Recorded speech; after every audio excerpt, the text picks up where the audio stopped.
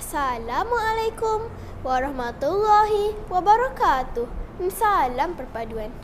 Terima kasih saudari pengerusi majlis yang dihormati, barisan panel hakim yang adil lagi bijaksana, guru-guru serta rakan-rakan sekalian. Tajuk cerita saya pada hari ini ialah Puteri Aisyah dan Bunga Ajaib. Pada zaman dahulu, di sebuah kerajaan yang indah, tinggal seorang puteri yang sangat cantik dan bijak. Namanya Puteri Aisyah.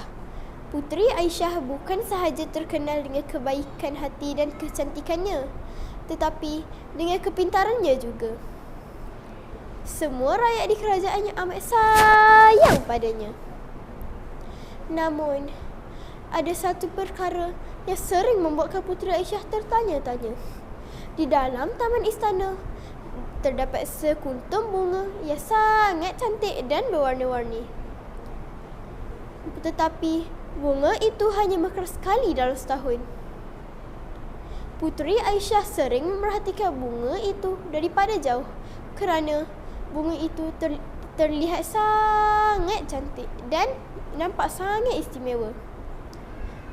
Legenda yang diwariskan oleh nenek moyangnya berkata bahawa sesiapa sahaja yang dapat memetik bunga ajaib itu akan dikurniakan sebuah kekuatan yang ajaib yang akan menyelesaikan apa-apa sahaja masalah.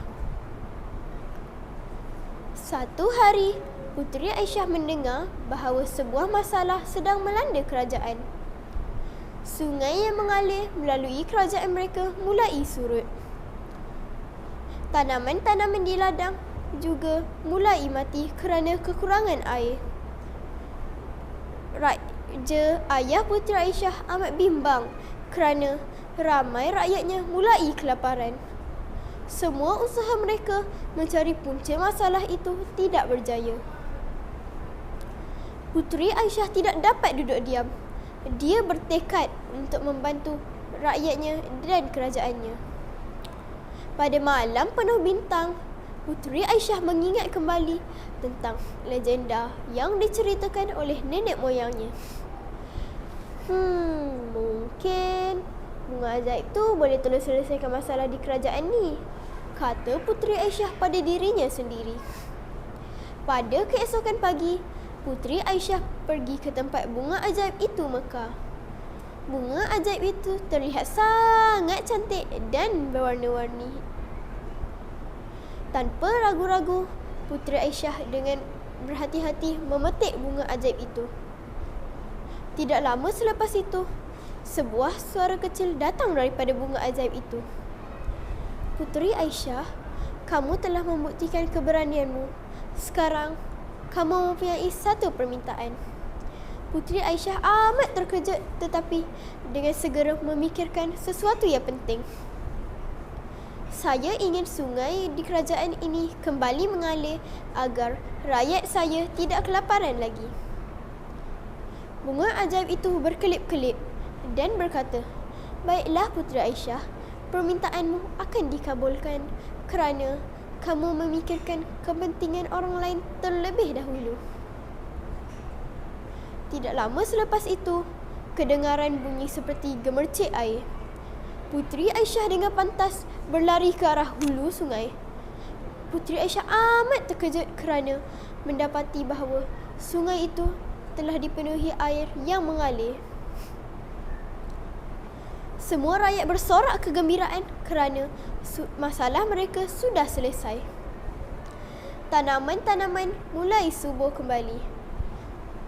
Haiwan yang mencari air kini dapat minum dengan tenang. Raja amat bangga dengan Puteri Aisyah. Dia memuji anak perempuannya itu. Puteri Aisyah, kamu bukan sahaja sangat cantik, tetapi kamu juga memiliki hati yang mulia. Puteri Aisyah tersenyum dan berkata, saya hanya lakukan apa yang perlu ayah. Saya inginkan rakyat di kerajaan ini hidup dengan bahagia. Sejak hari itu, Puteri Aisyah dikenang sebagai puteri yang bijaksana dan penyayang. Setiap tahun apabila bunga ajaib itu mekar, ia mengingatkan semua orang tentang keberanian Puteri Aisyah. Kawan-kawan, daripada kisah ini, kita mendapat pengajaran bahawa keberanian untuk membantu orang lain adalah lebih berharga daripada harta atau kekayaan. Puteri Aisyah telah menunjukkan dengan berfikir tentang kepentingan orang lain, kita dapat menyelesaikan masalah dengan penuh kasih sayang. Sekian, wabillahi taufik wal hidayah. Wassalamualaikum warahmatullahi wabarakatuh.